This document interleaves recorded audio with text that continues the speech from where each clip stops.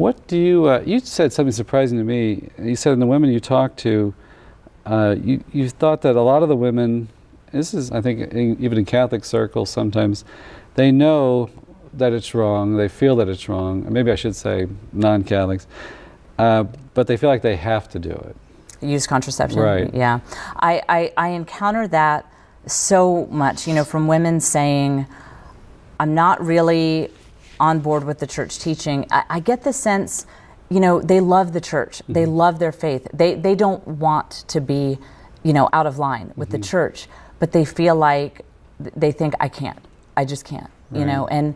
And what I always try to tell them is take baby steps. I think for a lot of women, especially those who feel like their spouses would never be on board, they're so overwhelmed with, well, first of all, how do I get my spouse to consider this? And how do I explain church teaching? And what if we had an unexpected pregnancy? And, I'm sympathetic to all that. I have a blood clotting disorder that makes pregnancy very dangerous for me. I have to take very expensive medication. And so I know mm-hmm.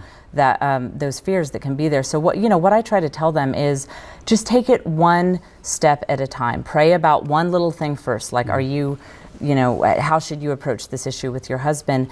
And don't stop seeking, because I know that it is an overwhelming issue for a lot of people. But, I really just encourage these women to keep praying, keep seeking, and remember that, God is delighted that you're even considering this issue. Right.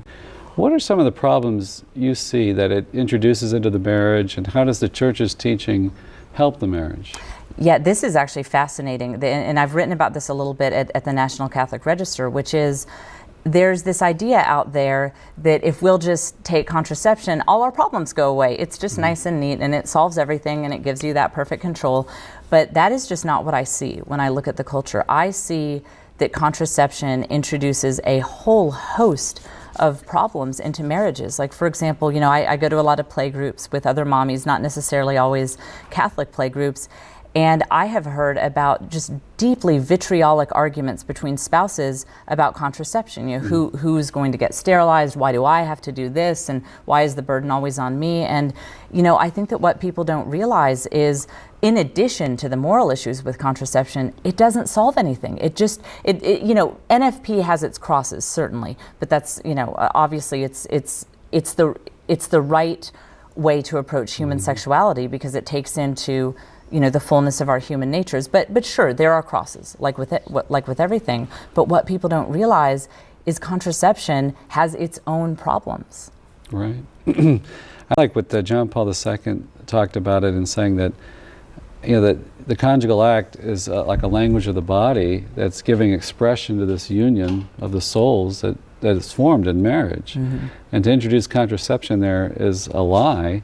And how can that ever, it's a lie, you're lying with your bodies. how can that ever bless a marriage, to be involved in a lie? Going back to that first thing we were talking about, truth and lie. But I think that is so often missed.